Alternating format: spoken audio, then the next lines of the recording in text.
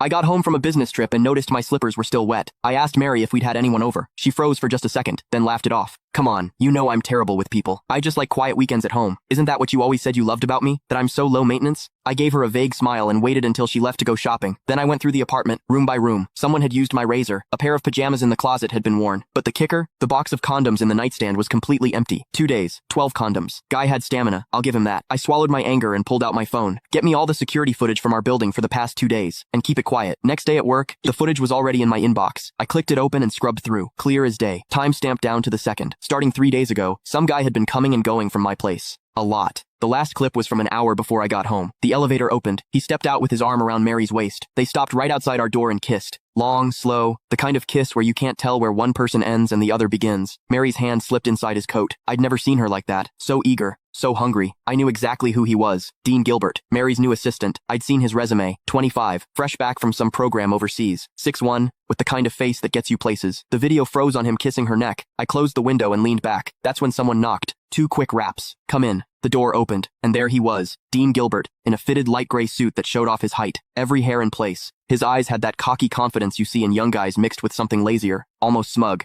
He was holding a folder. Chairman Dickerson. His voice was all business. President Henson asked me to bring over the year-end bonus list for your signature. He walked to my desk and set the folder down. No small talk. Didn't leave. Just stood there, waiting. Perfect posture. But his eyes drifted past me to the bookshelf like this was just some boring errand. I looked up at him. He didn't flinch. He even smiled, a smile that was hard to read. Normally, when Mary sent stuff like this or had her secretary bring it, I'd glance at the total and sign. She handled HR and finance. I'd always given her free rein. But today, I picked up the folder, opened it. I went through page by page. Bonuses ranged from tens of thousands to a few 100,000, nothing unusual for this year. Then I hit the last page. My hand stopped. Next to Dean Gilbert's name was a long string of numbers. Year end. Bonus. $1 million.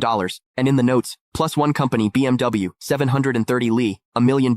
A BMW 7 Series, for an assistant who'd been here less than 6 months. I stared at that number for 2 seconds. Then I looked up. Dean was watching me. That little smile had gotten bigger, and there was something in his eyes, now impatience. Chairman Dickerson, is there a problem? His tone was still polite, but there was an edge, a push. Miss Henson is waiting to head out. He made sure to emphasize those last words. I picked up my Mont Blanc pen and uncapped it. The tip hovered over the signature line. Didn't touch down. Mr. Gilbert, you've been with the company about 5 months now, right? My voice gave nothing away. 1 week shy of 5 months. Quick answer. Smooth. I said nothing. I signed. Thank you, Chairman Dickerson. He took the folder back, flipped to check my signature, then closed it. And right as he turned to leave, I caught it. His lips moved. Fast and silent. No sound. But I could read it clear as day. 3 syllables. Old bastard. He didn't even bother closing the door behind him. I stayed in my chair. Didn't move. The pen cap clicked back into place. Sunlight streamed through the window, falling across my desk. Click the link in my bio to get the full story for free.